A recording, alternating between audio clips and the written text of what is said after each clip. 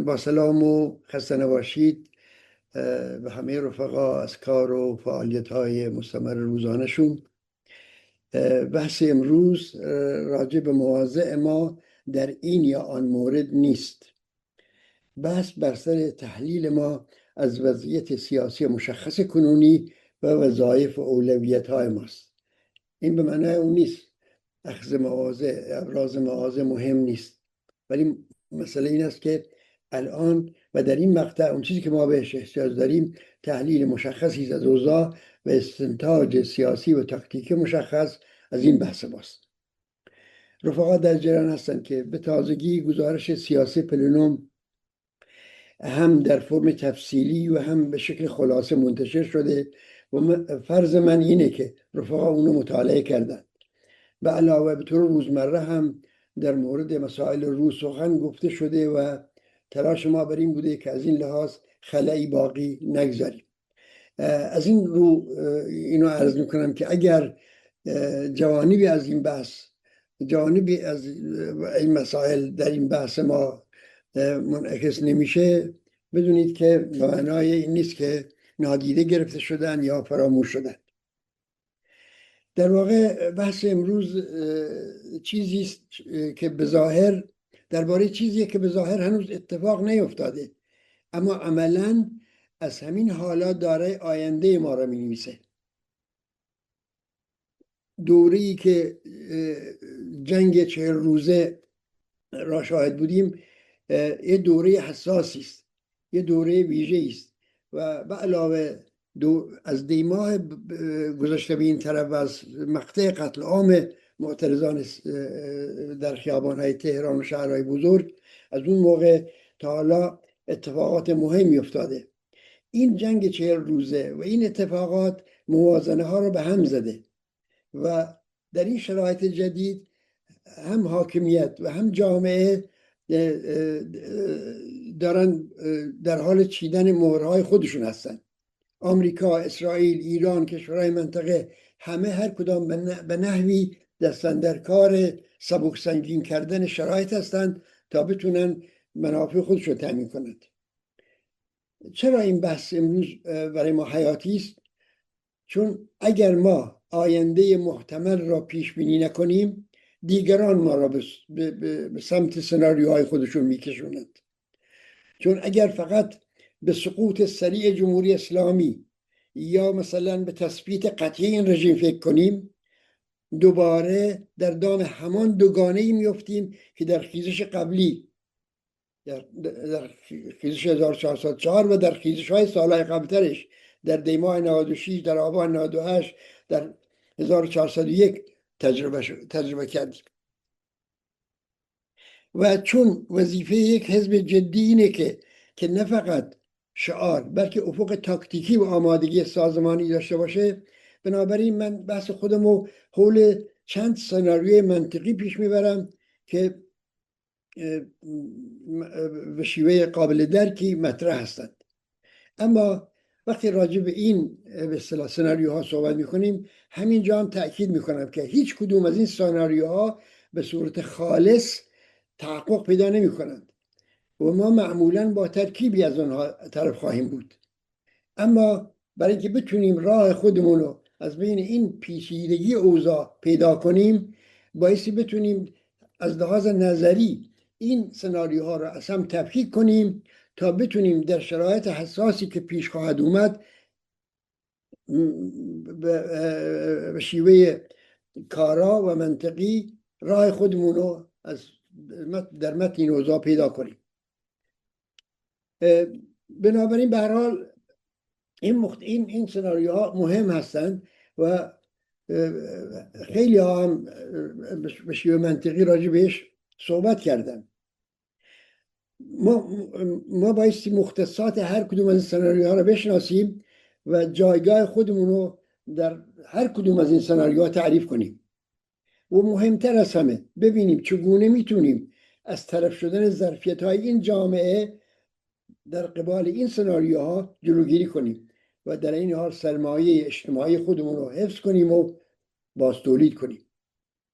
تنها در چنین صورتیه که در شرایطی که این سناریوها به صورت خالص هم تحقق پیدا نکنند، ما قادر خواهیم بود با نیروی بیشتر و با دید روشنتر با رویدادهای غیرقابل پیش بینی هم روبرو بشیم. عرض کردم از دیماه گذشته تا کنون تاریخ حیات جمهوری اسلامی و البته به تبع آن شرایط جامعه ایران به ورق خورده. کشتار دیما و جنگ 40 روزه عوامل اصلی این تحول تاریخی بودند. یعنی هر دوی این رویداد تأثیرات ماندگاری بر جامعه ایران به جا گذاشتند که راجع به اینا در گزارش پرلوم صحبت کردیم. اما در رابطه با شرایط سیاسی کنونی میتونم بگم با 3 سناریو روبرو هستیم. سناریوی اول از سرگیری جنگ با آمریکا و اسرائیل. و میدونید اصلا مسئله جنگ مهمه دیگه، گفتیم یکی از نقطه عطف‌های تاریخ سالهای اخیر ایرانه و بنابراین سناریوی اول از مسئله، هر 3 سناریو در واقع حول مسئله جنگ میگردند. سناریوی اول از سرگیری جنگ آمریکا و اسرائیل و ایرانه، جمهوری اسلامی ایرانه. سناریوی دوم مصالحه کامل ایناست، دست به گردن بشن، مصالحه کنن، اختلافاتشون حل کنن، ایران تبدیل بشه به یک کشوری مثل همه کشورهای متحد آمریکا در منطقه، مثل ترکیه، مثل عربستان سعودی، مثل مصر و مثل عراق. و سناریوی سوم در واقع نه جنگ نه صلح، یعنی یک جنگ سرد طولانی مدت. راجع به بازتاب‌های این سناریوها در کردستان و حتی در اقلیم کردستان هم در پایان این بخش صحبت خواهم کرد. اما بگذاریم اول در سطح عمومی این سناریوها را بحث کنیم. سناریوی اول گفتیم از سرگیری جنگ آمریکا و اسرائیل با جمهوری اسلامی. بگذار از این شروع کنیم. اگرچه این سناریو در کوتاه مدت احتمالش کم است، اما اصلا منتفی نیست. کدام عوامل احتمالی بسیار وجود دارن که به ما میگن که احتمالش کمه؟ کدوم عوامل احتمالش رو کم میکنن؟ جمهوری اسلامی بعد از جنگ 40 روزه ضربات سنگین نظامی و لوجستیکی خورده و توان تهاجمیش محدود شده. این یکی از احتمالاتیه که میگه که در واقع احتمالی وقوع این سناریو رو کم میکنه. دوم، آمریکا هم بدون تحریک جدی انگیزه‌ای برای درگیری بیشتر مستقیم با ایران نداره، زیرا به خصوص هزینه سیاسی و اقتصادیش برای آمریکا بالاست. میمونه اسرائیل هم بخش مهمی از اهداف استراتژیکش از طریق تضعیف زیرساخت‌های نظامی ایران تا ضربه زدن به متحدان منطقه‌ای، همه اینا را تا حدی محقق کرده. اما با وجود همه اینا گفتم که منتفی نیست. چرا این سناریو دوباره احتمال زنده شدن داره؟ زیرا که جایی که بحران داخلی در ایران تشدید بشه، یک الگوی کلاسیک در این مورد وجود داره. یعنی وقتی شکاف در بالا زیاد میشه، نارضایتی احتمالی اوج میگیره و حاکمیت احساس میکنه پایهاش داره میلرزه، خیلی از رژیم‌های دیکتاتوری به سمت ماجراجویی خارجی میرن، در واقع فرافکنی میکنن مشکلات داخلی خودشون. و این در مورد جمهوری اسلامی کاملا قابل تصور هست. بعد از این طریق خب چیکار میکنن؟ توجه افکار عمومی رو از داخل منحرف میکنن، مخالفان داخلی رو به ستون پنجم دشمن متهم میکنن و فضای نظامی و امنیتی را جا میندازن. نمونه های تاریخی زیاد داریم. ببینید جنگ ایران و عراق دقیقا این بود. از یک مقطعی به بعد جنگ به معنای جنگ برای جمهوری اسلامی ضرورتش از دست داده بود، به خصوص از مقطعی که خرمشهر دیگه آزاد شد و پیشتر از اونم. اما تازه از اون مقطع به بعد جمهوری اسلامی متوجه شد که جنگ یک نعمتیه که میتونه زیر سایه اون اعتراضات داخلی رو سرکوب کنه. شما میدونید که در این مقطع مثلا برای نمونه سازمان مجاهدین خلق گذار کرده بود به فاز نظامی و در سرتاسر ایران عملیات های نظامی داشت انجام میداد. دفتر حزب جمهوری اسلامی را منفجر کرد، رئیس جمهور نخست وزیر را یک باری کش و خیلی اقدامات دیگه. و به علاوه نیروهای چپ هم در دانشگاه ها در جاهای مختلف داشتن رشد میکردن و همه اینا، و حتی اشغال سفارت هم باز در خدمت همین بود. میخوام بگم وقتی رژیمی موقعیت خودش رو در خطر میبینه، این یکی از راههاییه که برای اینکه خطر از خودش دور کنه. بعد در سطح دنیا هم نمونه های زیاد داریم. من به یاد میارم آرژانتین، حکومت نظامی آرژانتین به شیوه غیر قابل درکی رفت به جنگ فالکلند با بریتانیا. این درست در مقطعی بود که بحران داخلی آرژانتین داشت به مرحله انفجار میرسید و با این به اصطلاح مشغله درست کردن برای منطقه و افکار عمومی همه اینا، بحران داخلیشو تا حدودی پوشوند. حتی در خود جمهوری اسلامی در دوره‌های اوج بحران بعد از جنگ هم، مثلا در مقطع سال 88 جنبش سبز سطح تنش منطقه‌ای را بالا برد تا گفتمان دشمن خارجی رو دوباره بازتولید کنه. از این روز من میگم ما باید این امکان را جدی بگیریم که حاکمیت در مواجهه با بنبست داخلی دوباره با کارت تنش نظامی بازی کنه. گفتم این جز احتمالات ضعیفه، ولی در این حال به این دلایل نمیشونیم از محاسبه خودمون دور بندازیم. اما همزمان ببینیم که پایگاه اجتماعی این نوع ماجراجویی هم چقدر ضعیف شده. میدونیم که این ماجراجویی ها دیگه خریداری در داخل کشور نداره و بنابراین ما امیدواریم که این اتفاق نیفته. در سالهای ببینید 59 60 جنگ ایران عراق میتونست بخشی از جامعه را حول حاکمیت بسیج کنه. حتی موضع بعضی از نیروهای چپ رو در اون موقع دوره فراموش نکردیم. اما امروز دیگه این توپمیری از اون توپمیری ها نیست. بعد از دهها فساد و تورم و سرکوب و جنگ، الان بیشتر ترس و نفرت از این ماجراجویی ها تولید میشه تا همبستگی با حکومت. اما خب اگه اتفاق بیفته، اگه همچین سناریوی اتفاق بیفته، پیامدهای احتمالیش چه خواهد بود؟ برای ما چه خواهد بود؟ یا در واقع ما چه کاری باید بکنیم؟ اگر نشانه های این چنین ماجراجویی های نظامی رو دیدیم، باید سرعت عمل تحلیلی رسانه‌ای ما را بالا ببریم. بلا فاصله بعد از این جنگ احتمالی، چون از اون به عنوان سرکوب داخلی با ابزار خارجی استفاده میکنن، افشاگری کنیم و اینو هرگز از جمهوری اسلامی به عنوان نبرد ضد امپریالیستی و ترمای از این قبیل نپذیریم. و مهمتر از همه مراقب باشیم که در دام دوگانه کاذب یا با رژیم یا با آمریکا نیفتیم. این تجربه ایه که از همین دوره هم ما میتونیم کسب کرده باشیم و روشنه. سناریوی دوم مصالحه کامله، یعنی ایران و آمریکا با هم مصالحه کامل کنند. مصالحه کامل با آمریکا و غرب در کوتاه مدت بسیار بعیده، اما در میان مدت قابل تصوره، مخصوصا اگر فشار اقتصادی و اجتماعی تشدید بشه. اما این مصالحه برای جمهوری اسلامی دشواره. چرا؟ زیرا اولا این یک عقب نشینی ایدئولوژیکه. مشروعیت جمهوری اسلامی در 4 دهه گذشته روی 2 ستون اصلی استوار بوده: استقلال از آن چه که اونو استکبار جهانی مینامید و نمایندگی اسلام سیاسی در سطح منطقه. هر مصالحه جدی با آمریکا این ستونها رو میلرزونه. یعنی حاکمیت باید به پایگاه وفادار خودش توضیح بده که چرا بعد از 40 سال شعار مرگ بر آمریکا حالا سر میز مذاکره و سر میز معامله نشسته. دوم، در واقع مقاومت جریان‌های تندرو داخلی. بازم این یک مانعیه مسئلهش. بخش‌های از سپاه و بوروکراسی امنیتی و ایدئولوژیک رژیم هیچ چنین مصالحه‌ای رو تسلیم می‌بینن. تجربه برجام هم نشون داد که همین جریان‌ها چگونه میتونن از داخل توافق رو خنثی کنن.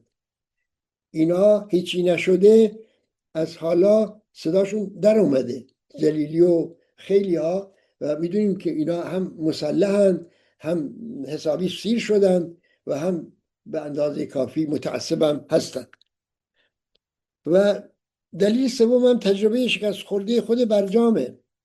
ببینید جامعه هم دیده که یک توافق محدود چطور میتونه با تغییر دولت در آمریکا یا با فشار داخلی دود بشه و به هوا بره. بنابراین اعتماد متقابلی حداقلی هم وجود نداره. با وجود همه اینا چرا بایستی مصالحه رو همچنان به عنوان سناریوی محتمل در نظر گرفت؟ یعنی نمیشه این هم از دور خارج کرد، چون فشار اقتصادی و معیشتی دستگاه رهبری جمهوری اسلامی رو نه از سر باور بلکه از سر غریزه بقا به سمت مصالحه های تاکتیکی هل میده. یعنی توافقی که ساختار سیاسی رو دست نخورده نگه داره، اما برای کسب فرصت و خرید زمان و رفع بخشی از تحریم ها امتیازاتی بده. برای ما در این سناریو آنچه که مهم است اینه که نباید دچار این توهم شویم که گویا هر توافقی با آمریکا مساوی است با باز شدن فضای سیاسی در داخل. تجربه برجام نشون داد که حاکمیت از رفع تحریم ها برای تقویت ماشین سرکوب استفاده کرد، نه برای گسترش آزادی ها. بنابراین وظیفه ما این است که اولا از هر گشایش اقتصادی که فشار بر کارگران و مردم ستمدیده و محروم رو کم بکنه استقبال کنیم، اما همزمان توهم زدایی کنیم از اینکه گویا آمریکا و غرب برای دموکراسی در ایران تضمین میدهند. سناریوی سوم از کردم نه جنگ نه صلح، یا در واقع به یک بیان دیگه یک جنگ سرد طولانی است. به نظر من این محتمل ترین سناریو در کوتاه مدت و میان مدت است. وضعیت نه جنگ نه صلح چیزی شبیه یک جنگ سرد فرمایشی است. در یک چنین وضعیتی تحریم‌های فلج کننده اقتصادی ادامه پیدا میکنه، شاید با شلکن متداولی این ور بشه. درگیری های نیابتی ایران، نیروهای نیابتی در منطقه کم و بیش ادامه پیدا میکنه. اونم نه به خاطر اینکه الزاما از جانب جمهوری اسلامی تغذیه میشن، البته این هم ممکنه باشه، ولی به هر حال بیشتر به خاطر مسائل واقعی که این نیروها خودشون مستقل از جمهوری اسلامی هم با اون درگیر هستن. مسئله فلسطین مستقل از جمهوری اسلامی هم مسئله است، مسئله حوثی‌ها همینطور، مسئله حشد شعبی در عراق، مسئله توازن قوا بین سنی و شیعه و تقسیم قدرت، و حتی به درجه مسئله لبنان شاید کمتر. در این حال به نظر من در این دوره جمهوری اسلامی دچار انزوای دیپلماتیک بیشتری میشه، اگرچه ممکن است گاهی گشایش‌هایی در این مقطع با اروپا یا بعضی از قدرت‌ها پیدا بشه. و از همه مهمتر آشفتگی اقتصادی، اجتماعی و روانی داخل ایرانه. برای جمهوری اسلامی این وضعیت هم فرصت خواهد بود هم تهدید. فرصت است چون میتواند هر بحران داخلی را به دشمن خارجی رفت بده، هر صدای معترض را به همصدایی با تحریم متهم کنه. تهدید است چون فرسایش طولانی مدت پایگاه سنتی حاکمیت را از نظر معیشتی و روانی خسته و فرسوده میکنه. این نیروهایی که برای 2 میلیون نفری در سطح ایران پای پیاده را میافتادن برن به نجف. و بعد این به آشفتگی اقتصادی بیش از بیش طبقات متوسط جامعه رو ضعیف و ضعیفتر میکنه و این باز موقعیت دشواری برای جمهوری اسلامی ایجاد میکنه. نمونه تاریخیش هم خیلی واضحه. عراق صدام حسین در دهه 90 تحت تحریم‌های سازمان ملل متحد سرپا موند، اما جامعه نابود شد. رژیم سرپا موند اما جامعه نابود شد. زیر ساخت‌ها فرسوده شدن. و وقتی آمریکا حمله کرد، جامعه عراق اونقدر خسته و متلاشی بود که نتونست آلترناتیو مترقی بسازد و فضا به سرعت به دست نیروهای فرقه‌ای و ارتجاعی افتاد. مثال دیگه مثال کره شمالی است. کره شمالی دهه‌هاست بین تنش کنترل شده و مصالحه تاکتیکی نوسان میکنه. جنگ کره 70 سال پیش تموم شده ولی هنوز صلحی صورت نگرفته. در دوره های موشک آزمایش میکنه، در دوره های پای میز مذاکره میشینه، اما هیچ وقت وارد مصالحه نمیشه. وارد مصالحه‌ای که ساختار قدرت داخلی رو واقعا باز کنه. این به اصطلاح حالت، این موقعیت دقیقاً همان خطری است که ما باید از اون درس بگیریم. تحریم و جنگ سرد اگرچه میتونه حاکمیت رو تحت فشار بگذاره، اما اگر جامعه مدنی و نیروهای مترقی تضعیف بشن، در روز پس از فروپاشی احتمال دست بالا را لزوما نیروهای مترقی نخواهند داشت، حتی اگر گفتم فروپاشی رژیم هم اتفاق بیفته. جامعه ای که به این وضعیت دچار شده نمیتونه از فرصت فروپاشی برای بهبود شرایط زندگی خودش استفاده کنه و همون اتفاقی خواهد افتاد که در لیبی و در عراق اتفاق افتاد. اولویت استراتژیک ما در چنین شرایطی در واقع حفظ و باز تولید سرمایه اجتماعی و سیاسی و جامعه مدنی است. این خیلی مهمه. این یعنی چی؟ این یعنی شکل دادن به شبکه‌های سازمانی، شبکه‌هایی که چون تار عنکبوت در جامعه تنیده شده باشند. تشویق به ابتکارات محلی در زمینه‌های مطالباتی و حتی اشکال متنوع سازماندهی در محل، از کوچک به بزرگ، که در مورد آن قبلا خیلی زیاد صحبت کردیم. امید دادن به مردم از طریق یادآوری‌های تاریخی، تقویت حافظه جمعی در این مورد. اینا همش قدم‌های ساده‌ای هستند اما حیاتی هستند برای اینکه از افتادن جامعه به این شرایط بسیار فاجعه بار جلوگیری کنیم. به هر حال باید کاری کنیم که جامعه از فرط فلاکت اقتصادی به بی‌تفاوتی سیاسی دچار نشه. فقر شرایط مساعدی نیست برای هیچ انقلابی، برای هیچ شرایط سیاسی، برای هیچ سازمان سیاسی چپ و مبارزی. بنابراین باید راههایی در پیش بگیریم که این مسئله حتی المقدور تخفیف پیدا کنه. خب چجوری؟ ما که در قدرت نیستیم. کاری که ما باید بکنیم اینه که مطالبات معیشتی کوچک مردم رو دست کم نگیریم، اهمیت بدیم به این که حتی ولو نانی در سفره مردم بیاد. در سطح دیگه مثلا فرض کنید قبلا خیلی صحبت کردیم صندوق‌های همبستگی و به هر حال اینکه مردم به فکر همدیگه باشن، مردم دست همدیگه رو بگیرن. خیلی ها شنیدیم که در هیچ آبادی کسی از گرسنگی نمیمیره، برای اینکه مردم به فکر اون خانواده‌ای هستن که نون شب نداره. در خود کردستان ما هم نمونه از این همیاری‌ها و از اینکه مردم به فکر همدیگه هستن بسیار وجود داره.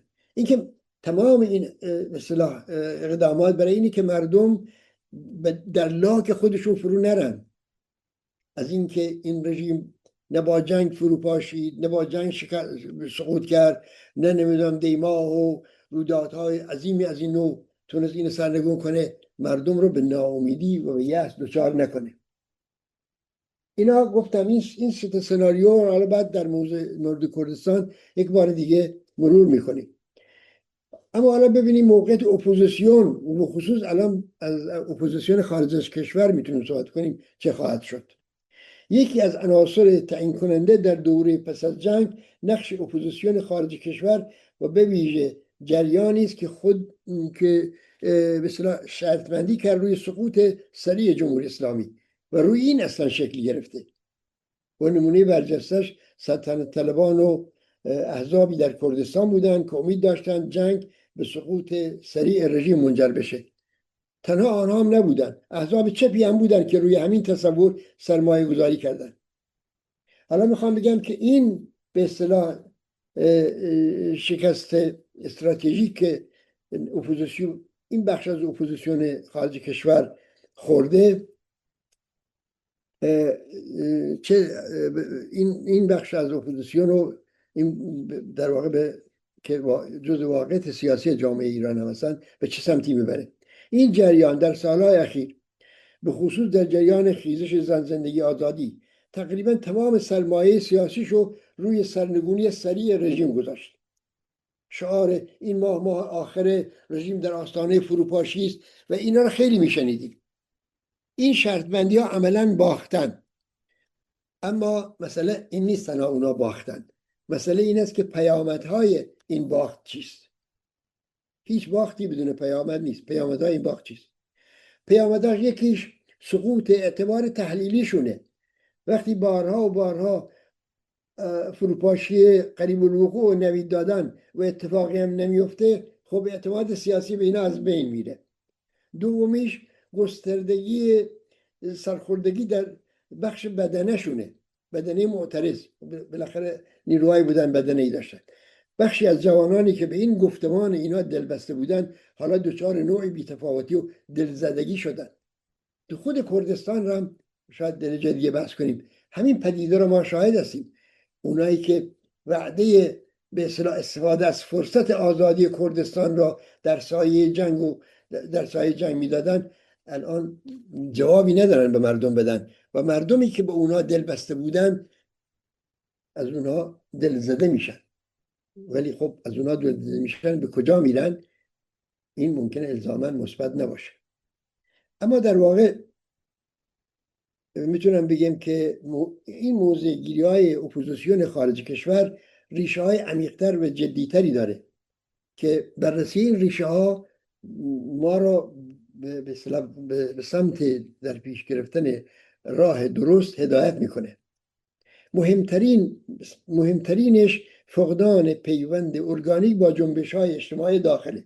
این اپوزیسیون بیگانه است از اون چیزی که در داخل کشور میگذره. نه شبکه تشکیلاتی داره، نه ریشه تشکیلات در داخل کشور داره، نه پیوندهای فعالی با فعالین میدانی داره و به جاش وابسته به رسانه ها و حامیان خارجیش. رسانه های مثل ایران انترنشنال، BBC، صدای آمریکا و حامیون آنها در رأس آنها آمریکا و اسرائیل را، اینا از این اپوزیسیون به عنوان ابزار فشار برای کسب امتیاز از رژیم استفاده کردند.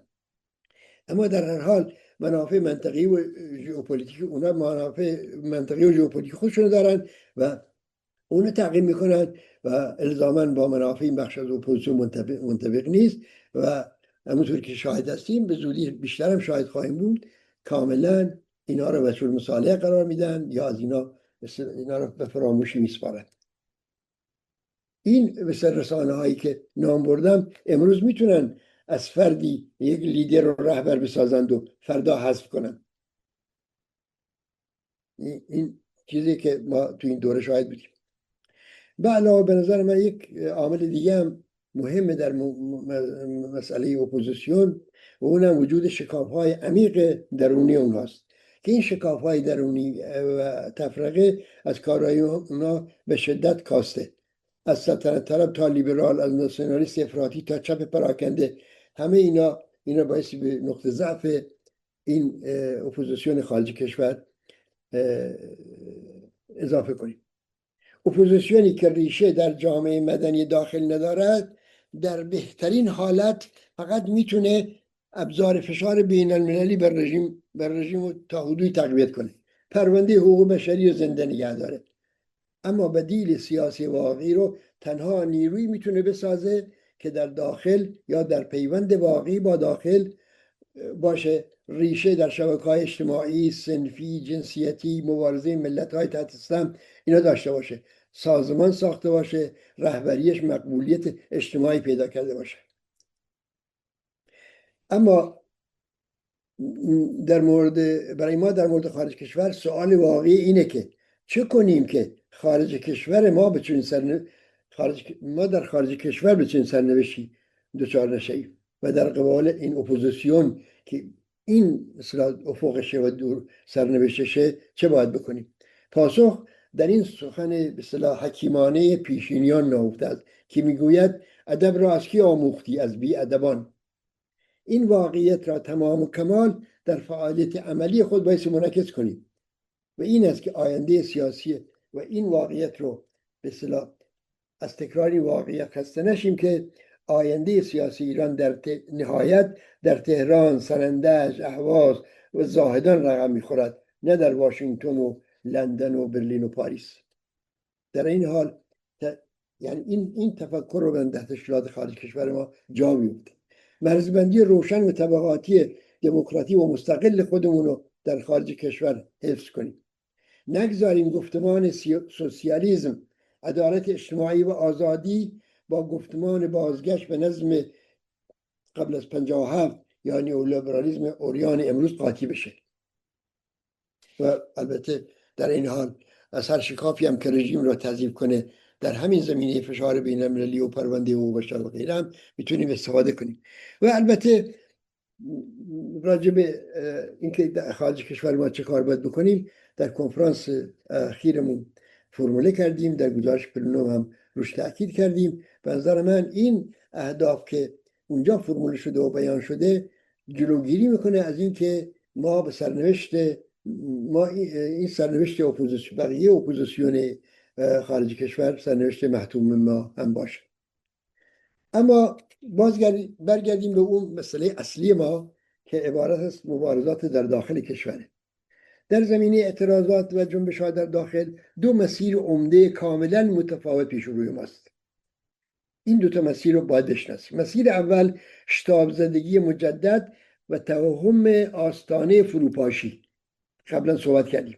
در این سناریو تشدید بحران اقتصادی که البته طبیعی بعد از جنگ و تحریم و اون سناریوی سومی که ترک کردیم بیشتر رخ میده و دوباره موجی از اعتراضات خیابانی به راه میفته. ما بایستی از این شتاب زدگی که گویا این حرکت ها به سرنگونی زودرس جمهوری اسلامی منتهی میشن بایستی با این توهم مقابله کنیم. تا اینجای کار که موضوع اعتراضات خب اتفاقا امید بخشه، اما خطر از جایی شروع میشه که این اعتراضات دوباره با این تصور همراه بشه که رژیم در آستانه سقوط کامله و شعارها و تاکتیکا بر مبنای همکنون یا هرگز تنظیم بشه. ببینید جنبش ژنژیان آزادی برای ما خیلی درس آموز بود. زن زندگی آزادی در خودش با اون نیرویی که بسیج کرده بود امکان تحقق اون مضمون واقعی اون شعار خودش رو داشت، ولی توازن قوا و اون نیرویی که اون شعار تونسته بود تا اون موقع بسیج کنه نمیتونست مسئله ملی رو حل کنه، نمیتونست جمهوری اسلامی رو سرنگون کنه. و دیدیم البته با قربانی هایی که داد، با فداکاری هایی که شد، ولی دستاوردهای اجتماعی خودش تثبیت کرد. ولی از قبل معلوم بود که سوار کردن امر سرنگونی جمهوری اسلامی روی جنبش زن زندگی آزادی نامسئولانه و به اصطلاح نادرسته. میخوام بگم که بنابراین در مورد جنبش های داخل این مسئله خیلی مهمه که با این شتاب زدگی ها مبارزه کنیم. این رژیم اگه ما به دقت این موقعیت رو بررسی نکنیم نتیجه چه خواهد شد؟ رژیم که در سرکوب خیزش های 96 98 401 404 در همه اینا تجربه اندوخته خشنتر و سازمانی یافته‌تر وارد میشه. رهبران میدانی و بدنه فعال دوباره ضربه میخورند و چیزی را که سالها طول کشیده تا ساخته بشه، یعنی سرمایه انسانی و شبکه جامعه مدنی و غیره، دوباره خسته و منزوی میشه. این به اصطلاح نتیجه خواهد بود از نتیجه این توهم که گویا با هر اعتراضی رژیم در آستانه سرنگونی قرار میگیره. اما گفتم دو تا مسیر وجود داره کاملا متفاوت. مسیر دوم انباشت تدریجی تجربه و سازمان و بازسازی شبکه‌های اجتماعی است. یعنی ما در واقع آب در هوا نمی‌کوبیم. اگر با توهم اول یا با مسیر اول مرزبندی داریم و می‌خوایم ازش فاصله بگیریم، در واقع راه اثباتی هم پیش رو داریم. و همونطور که عرض کردم جنبش زن زندگی آزادی به ما نشون داد که تغییرات فرهنگی و اجتماعی عمیق معمولا پیش از تغییرات سیاسی رسمی رخ میدن. تغییر در روابط جنسیتی، در ظاهر آدمها، در زبان روزمره، در هنر، در صف زندگی، همه اینا آرام پدید آمدن ها ماندگارند. اینا از نتایج بلافاصله جنبش زن زندگی آزادی بوده. اگر جامعه مدنی ما بتونه بدون شتاب زدگی، بدون شرط بندی روی فروپاشی فوری و بدون سپردن سرنوشتش به بازی قدرت‌های مداخله‌گر آمریکا، اسرائیل و غیره به سمت انباش تجربه، به سمت شبکه سازی، به سمت گسترش آگاهی بره، به سمت معرفی کردن رهبران واقعی به این جامعه و نشاندنشون در دل مردم این جامعه بره، خب این حرکت تاریخ ساز خواهد بود. اما از کجا باید شروع کنیم؟ به نظر من از کار کوچک باید شروع کنیم. نمیشه انتظار داشت یک باری سازمان سراسری کارگران ایران، سازمان سراسری زنان ایران، سازمان سراسری فلان و بهمان تشکیل بشه. باید از گروه های محلی زنان و جوانان تا هسته های کوچک کارگری، صنفی، زیست محیطی، فرهنگی، از همه اینا شروع کنیم و با پیوند زدن فعالیت های روزمره کوچک به چشمانداز سیاسی کلان بپردازیم. اگر این قبیل فعالیت آگاهانه به شبکه های دیگه وصل بشن، تبدیل به زنجیری به هم پیوسته میشن، عملا سرتاسری. بنابراین از اینجا من این نتیجه رو میگیرم که بایستی ما سیاست سازماندهی خودمون رو در همه زمینه ها و به خصوص در زمینه سازماندهی اعتراضات اجتماعی و فعالیت های مدنی تدقیق کنیم و اینو به راهنمای عمل فعالینمون در داخل کشور تبدیل کنیم. همه اینها دست به دست هم خواهند داد و از این که رژیم سریعا سقوط نکرده، این رژیم هنوز پاورجاست، دیگه روحیه مردم از کف نمیره و مردم امیدشون رو به تغییر از دست نمیدن. به علاوه گسترش آگاهی در این مرحله خیلی مهمه. روایت کردن شکست‌ها و پیروزی‌ها، انتقال تجربه بین نسل‌ها، مستندسازی اون چیزی که بر سر معترضان و جنبش‌های قبلی اومده، اینا همش این جنبندی‌ها و این نتیجه‌گیری‌ها در واقع سرمایه استراتژیک ما هستند. نمونه عینی بسیاری در این زمینه در تجارب مردم مختلف جهان وجود داره. یعنی میخوام بگم که این استراتژی که ما تدوین میکنیم برای اینکه روحیه اجتماعی از کف نره و اینکه مردم دچار یأس نشن، اینا نمونه های تاریخی زیادی داره. در بسیاری از کشورهای مثل شیلی، برزیل و آفریقای جنوبی سالها طول کشید تا شبکه‌های اتحادیه کارگران، جنبش‌های زنان، گروه‌های محلی و فرهنگی به هم گره بخورند و در یک مقطع معین به یک نیروی تاریخ سازی برای تغییر ساختار تبدیل بشن. این تغییرات محصول یک خیزش ناگهانی نبودند، بلکه محصول انباشت طولانی مدت بودند. برای ما حالا پرسش اینه: آیا میتونیم در ایران زیر فشار سنگین امنیتی و تحریم و جنگ سرد و سناریوهای بدی که تصویر شد به سمت چون انباشتی از آموزش و تجربه بریم؟ پاسخ البته ساده نیست. اما اگر پاسخ ما منفی باشه، در واقع عملاً پذیرفته ایم که آینده را یا به رژیم یا به آلترناتیوهای ارتجاعی رژیم واگذار میکنیم. این واقعیت سنگینی است. از کف رفتن و یا تضعیف جامعه مدنی خطری بزرگتر از تثبیت رژیمه. اینجا میرسیم به مهمترین نکته‌ای که من میخوام در این گفتگومون روش تاکید کنم. آسیب اصلی در دوران پس از جنگ لزوما تثبیت رژیم نیست. آسیب اصلی میتواند فرسودگی روانی و سیاسی جامعه مدنی باشه. یعنی چی؟ یعنی نسلی که چند خیزش را تجربه کرده، چندین بار زندان و سرکوب و تبعید و ناکامی را دیده، کم کم به این نقطه برسه که هیچ چیز عوض نمیشه، همه مثل همه، سیاست یعنی دروغ و معامله، و در نتیجه از فعالیت جمعی کنار بکشن. یعنی فعال کارگری که 10 سال برای ایجاد یک هسته مستقل تلاش کرده، وقتی هر بار با اخراج و تهدید و بازداشت روبرو میشه، به جایی برسه که بگه که من که میمیرم، بذار حداقل بچه‌هام نون بخورن، دیگه نمیکشم بیشتر از این. یعنی زن جوانی که در جنبش زن زندگی آزادی در صف اول بود، بعد از چندین بار دستگیری و فشار خانوادگی و بیکاری و اینا بگوید که من دیگه انقلاب نمیخوام، نه انقلاب میخوام نه آزادی، بگذار فقط بگذره. این همون مرگ آهسته سیاست از پایینه، مرگی که در اون حاکمیت شاید همانقدر ضعیف بمونه که هست، اما جامعه هم دیگه توان بلند شدن نداشته باشه. باز هم مراجعه میکنم به مثالهای تاریخی هشدار دهنده‌ای که در این زمینه وجود داره. در مصر بعد از سرکوب خونین جنبش 2011 بهار عربی و بازگشت حاکمیت نظامی، جامعه مدنی آنچنان سرکوب و فرسوده شد که امروز حتی وقتی بحران اقتصادی به اوج خودش میرسه، ظرفیت بسیج سیاسیشو بسیار محدودیت از دست داده.